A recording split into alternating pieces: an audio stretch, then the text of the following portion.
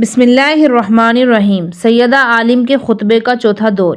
پھر جب اللہ تعالیٰ نے اپنے نبی کے لیے انبیاء کے گھر اور اوصیاء کی منزل کو پسند کر لیا تو تم میں نفاق کے خار و خشاک ظاہر ہو گئے، پردہ و زین و عین کونہ ہو گیا، گمراہ اور بداندیش لوگ آواز بلند کرنے لگے، گمنام اور فراموش شدہ لوگ منظر عام پر آ گئے، دین سے دور لوگوں کی آوازیں فضا میں گونجنے لگی اور انہوں نے تمہارے درمیان اپنے مقاصد کے لیے تیزی دکھانا شروع کر دی۔ شیطان نے سر نکال کر تمہیں آواز دی، تمہیں اپنی دعوت کو قبول کرنے والا اور اپنا قدردان پایا، تمہیں اپنے مقصد کے لیے اٹھایا تو تم سبکبار ثابت ہوئے، جب تمہیں بھڑکایا تو غصہور پا گئے، تم نے اپنے غیر کے اونٹ پر نشان لگایا اور دوسرے کے چشمے پر وار دھو گئے، حالانکہ ابھی زمانہ زیادہ نہیں گزرا تھا، زخم کشادہ ہے جو ابھی مندمل نہیں ہوا، اور رسول خدا صلی اللہ علیہ وآلہ وسلم اپنے روزے میں سو بھی نہیں سکے ہیں۔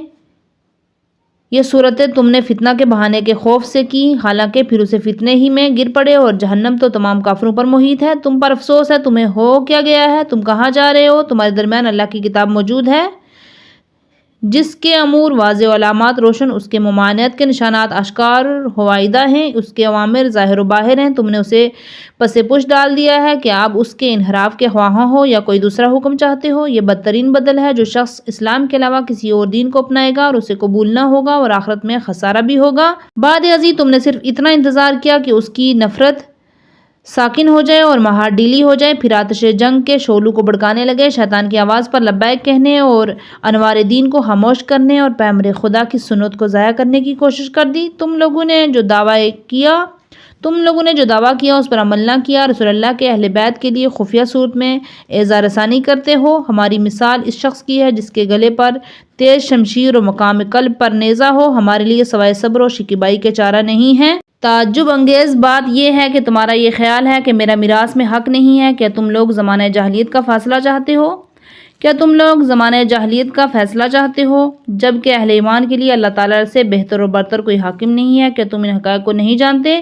جی ہاں، بالکل اسی طرح جانتے ہو جیسے نور خورشید کو جو تم پر روشن ہے۔ میں پیغمبر اکرم صلی اللہ علیہ وسلم کی دختر ہوں۔ جی ہاں اہل اسلام، کیا یہ بہتر ہے مجھے اپنے والد گرامی کی میراث سے محروم کر دیا جائے؟ طوفان ہائے ویران گر پس از غروب خورشید۔ بانو فرزانہ نے اپنے خطاب کے اس حصے میں اسلامی معاشرے کی دگرگونی بیان فرمائی۔ خورشید رسالت کے غروب ہونے کے بعد کون کون سے حوادث نے جنم لیا؟ آپ نے فرمایا غور کیجئے، یہ کس قدر خوبصورت گفتگو ہے۔ آپ نے اپنے مفہوم کو کس حسین پیرائے میں بیان فرمایا۔ سیدہ عالمہ نے پیغمبر اسلام کی جان سوز رحلت کو فلما مات النبی کے الفاظ میں بیان نہیں فرمایا، بلکہ آپ نے اپنے بابا کی رحلت کو ان الفاظ میں بیان فرمایا۔ جب اللہ تعالیٰ نے اپنے نبی کے لیے انبیاء کا گھر اختیار فرمایا، انبیاء کا گھر وہ جاویدانی گھر ہے جسے بہشت کا نام دیا جاتا ہے۔ اس بہشت کے بلند ترین درجات ہیں، انبیاء اکرام اور اولیاء اللہ ہوں گے، ان کا زیبا ترین گھر جنت میں ہے، ان کا پرمعنویت مقام اللہ کی بارگاہ ہے۔ تمہارے قلوب کے کھیت و کھلیانوں میں نفاق کے خار و خاشاک ظاہر ہوئے۔ ایک اور نسخے میں خسیقۃن کا لفظ ہے جس کا معنی کانٹا اور خار ہے، اس سے مراد عداوت ہے، یعنی نفاق کی عداوت، کیونکہ نفاق سبب عداوت ہے۔ دینداری اور دین باوری کی چادر پرانی ہو گئی۔ ایک اور نسخے میں اسمل کا کلمہ آیا، ایک اور نسخے میں جلباب الاسلام کے کلمات ہیں۔ اس جملے کا معنی یہ ہے کہ رسول اسلام کی زندگی میں اسلام پرسکون اور پرامن دین تھا۔ رسول اللہ کی رحلت کے بعد اسلام کی چادر پرانی ہو گئی، یعنی وہ امن اور پیار و محبت و اخوت کا نظام متاثر ہوا۔ زیر زمین کام کرنے والے گمراہ اور بداندیش لوگوں کی زبانیں کھل گئی۔ ایک اور نسخے میں آیا گمنام اور فرومایہ لوگوں کی جرأت حاصل ہو گئی، وہ بھی لب کشائی کرنے لگے، حالانکہ وہ اسلام کے رعب اور دبدبے کی وجہ سے خاموش تھے۔ ایک اور نسخے میں افلین کے الفاظ ہیں۔ اس جملے کا مفہوم یہ ہے کہ وہ لوگ جو اسلام کی طاقت کی وجہ سے سقوط زدہ تھے وہ بھی جرأت مند ہو گئے۔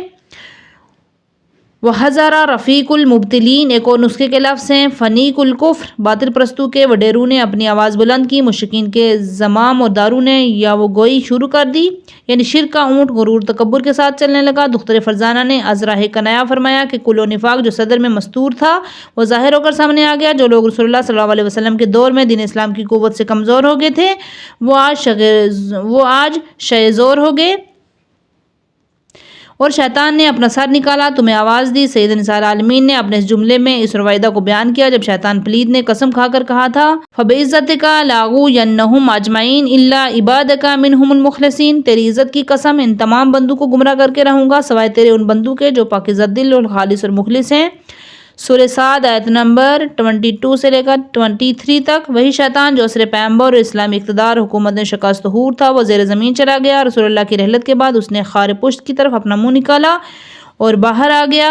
اس نے تمہیں آواز دی یوم غدیر کی بیعت توڑ ڈالو اور اہل بیت رسول کے حقوق کو غصب کر لو، تو تم نے ویسا ہی کیا جیسا اس نے تمہیں کہا تھا۔ یعنی جس طرح شیطان نے تمہیں آواز دی اس نے تمہیں اس طرح پایا جس طرح اسے پسند تھا، جس طرح اس کا گمان تھا وہی سچ ثابت ہوا، اور اس نے تمہیں اپنے فریب اور دجال گیری کے لیے آمادہ پایا۔ جس طرح ایک انسان دھوکے میں آتا ہے تو جو کچھ اسے کہا جاتا ہے وہ بغیر سوچ بچار کے قبول کر لیتا ہے، اسے جس کا حکم دیا جاتا ہے وہ بغیر تعقل و تفکر کے کرنے لگ جاتا ہے۔ پھر اس نے تمہیں اپنے ساتھ قیام کے لیے بلایا تو اس نے تمہیں بغیر کسی پس و پیش و سوچ و بچار کے مہیا پایا۔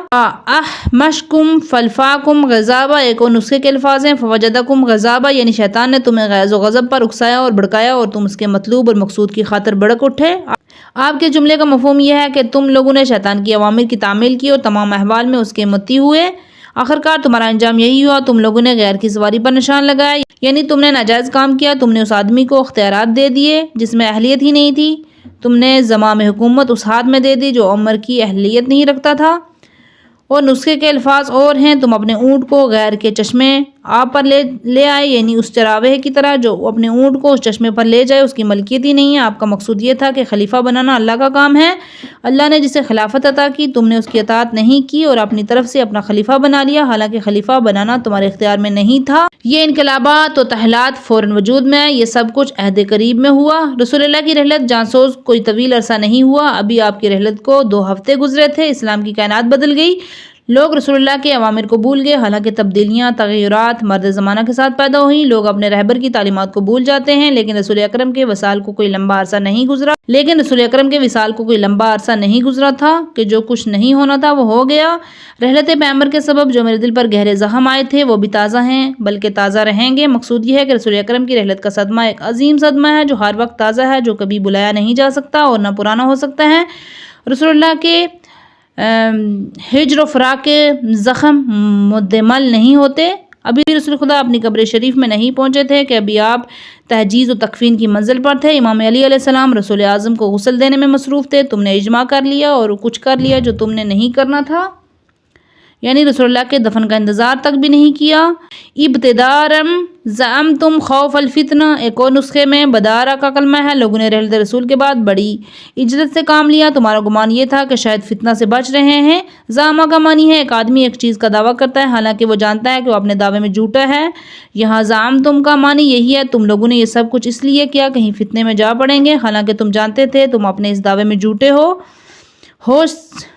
ہوش سے کام لیجئے، وہ لوگ فتنے میں پڑے ہوئے ہیں اور کافروں کو جہنم اپنے ہاتھے میں لیے ہوئے ہیں۔ خاتون جنت نے اپنے اس جملے میں ایک خاص گروہ کی طرف اشارہ کرتے ہوئے فرمایا، وہ لوگ فتنہ، عشوب اور بدامنی کا مذکر ہیں، وہی لوگ ہی فتنے میں اور فتنے والے لوگ ہیں، ان کا کام فساد و فتنہ ہے، یہی فساد امت میں پھر بھی کبھی ختم ہونے والا نہیں ہوگا۔ بطول عذرا نے بھرپور شجاعت سے لوگوں پر واضح کر دیا کہ ان کی بلائی اور خیر خواہی کس چیز میں ہے۔ آپ نے فرمایا کہ ان لوگوں نے صاحبان حق سے ان کا حق چھینا۔ آپ نے اپنی اس نصیحت سے پیشن گوئی فرمائی کہ ان لوگوں کے اس کام سے فتنہ و فساد نے جنم لیا ہے۔ آج جو مصیبت اسلام پر آئی ہے کہ اس سے بڑی مصیبت آئے گی، اس کے حکام اور آئین کو تبدیل کر دیا گیا ہو اور رسول اللہ کے اہل بیت کے حقوق کو غصب کر لیا ہو، خاندان وحی سے کساوت خشونت سے لبریز سلوک کیا گیا۔ مناسب یہ تھا کہ فاطمہ زہرا سلام اللہ علیہا الا فی الفتنۃ سقطوا کے بجائے سقط تم کا جملہ فرماتی، لیکن بانو فرزانہ نے اس درجہ ذیل آیت کریمہ کی تلاوت فرمائی، فہیہات منکم جو کام تم نے کیا ہے یہ تم سے دور، بہت دور تھا اور سخت تعجب آور ہے۔ ہیہات کا معنی دوری اور بعد میں ہے، گویا سیدہ عالم اس کے اس عمل کو اس سے دور خیال کرتی تھی، اس قدر بلند لوگ بھی ایسا کر سکتے ہیں۔ آپ نے ان کے اس فعل کو تعجب کی نگاہ سے دیکھا۔ اسلامی تعلیمات کے ماہرین اور پھر ان کا مال غیر پر ہاتھ صاف کرنا حیرانی کی بات ہے۔ آخر ان لوگوں نے کس قدر صورت سے ان امور میں ہاتھ ڈالا اور بے پناہ جرأت کے ساتھ یہ اقدام کیا، حالانکہ خلافت کے موارد میں قرآن مجید رسول اسلام کی تصریحات موجود تھی، پیغمبر اکرم کی اپنی اطرت اہل بیت کے بارے میں کثرت کے ساتھ فرامین اور وصیتیں موجود تھیں۔ ان تمام توضیحات کے باوجود اپنی خوشنودی کے لیے کام کیا، اسلام اور رسول اسلام کے آئین و فرامین کی پرواہ نہیں کی۔ وَكَيْفَ بِكُمْ تم لوگوں نے ایسا آخر کیوں کیا؟ حضرت سیدہ فاطمہ زہرا سلام اللہ علیہا نے عقائد و سلوک کے تغیر و تبدل پر حیرانی کا اظہار فرمایا، گویا کہ آپ ان سے پوچھ رہی تھی تم لوگوں نے اس طرح کے کام کس طرح انجام دیے؟ آپ لوگ دین اسلام کے گرویدہ تھے، آپ سے تو بلائی کی ہی توقع نہیں ہے۔ وَأَنَّ تُؤْفَكُونَ تم کس طرف جا رہے ہو؟ غور و فکر سے کام لیجئے، شیطان تمہیں شائستگی اور بلائی کے راستے سے ہٹا کر کس طرف لے جا رہا ہے۔ اور اس نے تمہیں کیوں اس زیشت و ظالمانہ کام میں الجھا دیا ہے؟ حالانکہ کتاب اللہ تمہارے درمیان ہے اور تم اسے اپنے پاس رکھا ہوا ہے۔ ایک اور نسخے میں اللہ کی کتاب تمہارے درمیان موجود ہے جس کے دلائل واضح اور اس کے احکام روشن ہیں۔ حالانکہ قرآن مجید تمہارے درمیان موجود ہے، اس کے تمام حقائق اور مطالب اشکار ہیں۔ یہ سب وہ کتاب ہے جو لا ریب ہے، جو شک و ریب سے پاک ہے۔ اس کے قوانین درخشاں اور فروزاں ہیں۔ اس کی علامات شدت و روشنی سے کائنات کو خیرہ کیے ہوئے ہیں اور اس کے ممانعت اور زجر و توبیج کے نشانات ظاہر و باہر ہیں۔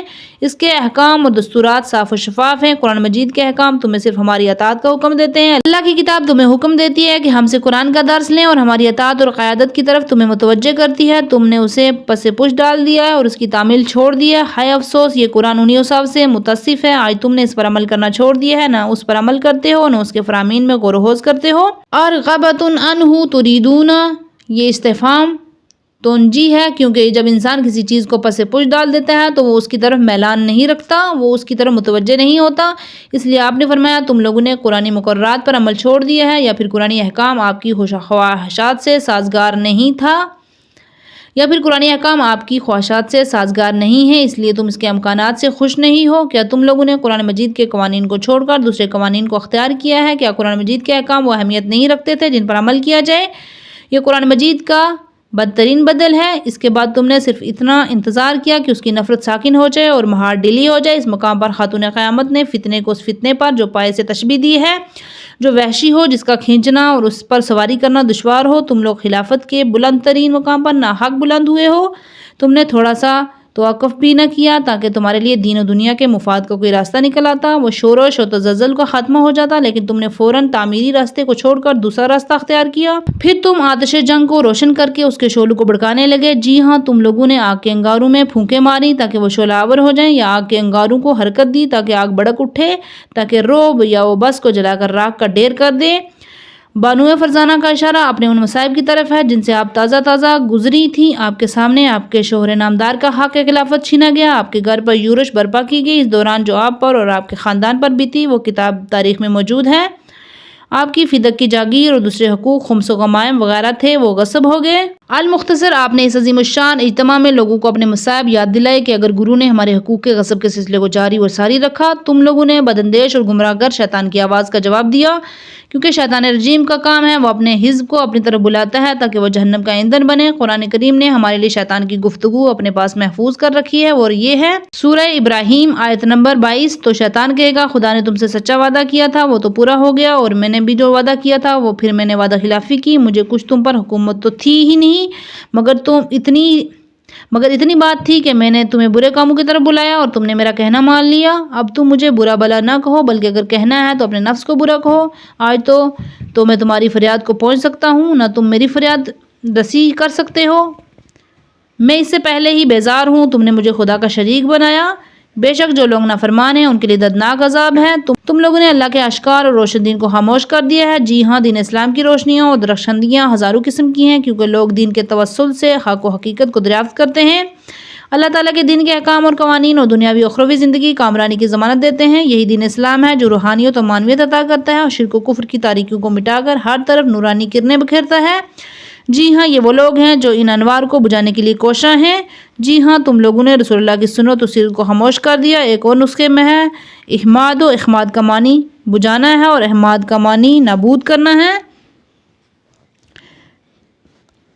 آپ کے کلام کا مفہوم یہ ہے کہ اسلامی معاشرے میں رسول اللہ کی سیرت و سلوک سے جو روحانی معنوی ترقی کا سلسلہ قائم تھا اسے تم نے روک دیا۔ رسول اللہ کی عادلانہ روش سے جو نور روشنی پھیل رہی تھی تم نے اس نور روشنی کو بجھا دیا۔ یہ جملہ ایک ضرب المثل کی طرف اشارہ ہے۔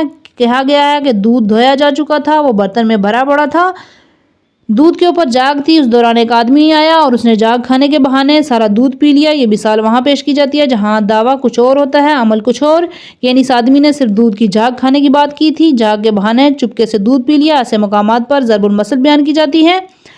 دختر فرزانہ کے اس جملے سے مقصود یہی تھا کہ اس گرو نے جو دعویٰ کیا اس پر عمل نہ کیا۔ انہوں نے دعویٰ کیا تھا کہ انہوں نے فتنے کا دروازہ بند کیا ہے، لیکن انہوں نے کوشش کی کہ آل محمد کا دروازہ بند کر دیں اور ان کا تعلق اعلیٰ کا لوگوں سے قطع کر دیں۔ رسول اللہ کے اہل بیت کے لیے خفیہ صورت میں اعزاز رسائی کرتے ہو۔ ایک اور نسخے میں فی الحمری والذری کے کلمات ہیں۔ اس جملے کا مفہوم یہ ہے کہ تم لوگوں نے خاندان وحی رسالت کو مخفی اور ظاہری ہر دو صورتوں میں اذیت و آزار پہنچانے کی کوشش کی ہے۔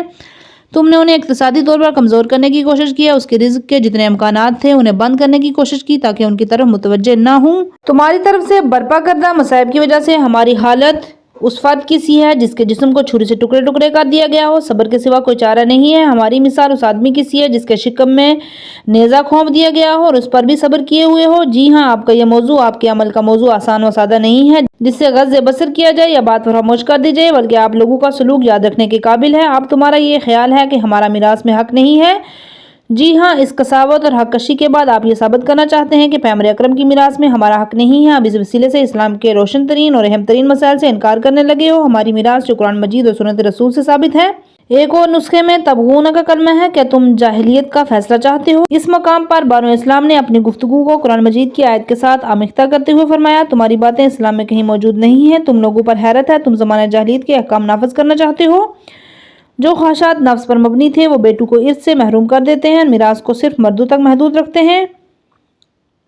جو خواہشات نفس پر مبنی تھے وہ بیٹیوں کو ارث سے محروم کر دیتے تھے اور میراث کو صرف مردوں تک محدود رکھتے تھے، جبکہ ایمان والوں کے لیے اللہ سے بہتر کوئی حاکم نہیں ہے۔ یہ وہ دوسری آیت ہے جو سیدہ زہرا نے تلاوت فرمائی۔ آپ نے فرمایا کہ اہل ایمان و یقین کے نزدیک کوئی قانون اور حکم ہے جو اللہ تعالیٰ کے حکم سے احسن ہو؟ کیا دین اسلام نے زمانہ جاہلیت کے رسم و رواج کو ختم نہیں کر دیا ہے؟ کیا ان دونوں کو بندے خدا اور اولاد پدر مادر قرار نہیں دیا گیا ہے؟ کیا تم لوگ ان امور کو نہیں جانتے ہو؟ جی ہاں، تم بالکل اس طرح جانتے ہو جس طرح نور خورشید کو جو تم پر روشن ہے۔ میں پیغمبر اسلام حضرت محمد مصطفیٰ صلی اللہ علیہ وسلم کی دختر ہوں۔ واقعی تم مجھے اس طرح نبی کی دختر جانتے ہو جس طرح سورج نصف نجار میں آسمان پر تابع ہو، نہ ہو کوئی بادل، نہ ہو کوئی گرد و غبار دھند ہو۔ میرا نبی اکرم کی دختر ہونا تمہارے ہاں ہر طرح سے ثابت ہے، یہ بات قطعی اور یقینی ہے۔ افلا تعلمون، کیا تم لوگ ان امور حقائق کو نہیں جانتے؟ کیا تمہیں معلوم نہیں ہے کہ میں نبی کی بیٹی ہوں؟ ایھا المسلمون، اے حاضرین کرام، اے سامعین، اے سامعین کرام، تم سبھی لوگ میرا خطاب سن رہے ہو۔ اے وہ لوگوں کہ جنہوں نے خلیفہ بنایا ہے امت محمدی میں ہی محمد مصطفیٰ صلی اللہ علیہ وسلم کی بیٹی ہوں، میں ہی رسول اسلام کی بیٹی ہوں۔ کیا تم لوگ میری میراث اور میرے حق پر غلبہ پالو گے؟ مجھے میرا حق نہیں ملے گا۔ اور نسخے میں ہے ابترارسو ابی ہی، اس کا معنی یہ ہے کہ کیا تم لوگ میرے باپ کی میراث مجھ سے چھین لو گے؟ کہا گیا ہے کہ ابی ہی کے آخر میں جو ہے وہ با ہے، وہ وقف سکون کے لیے ہے۔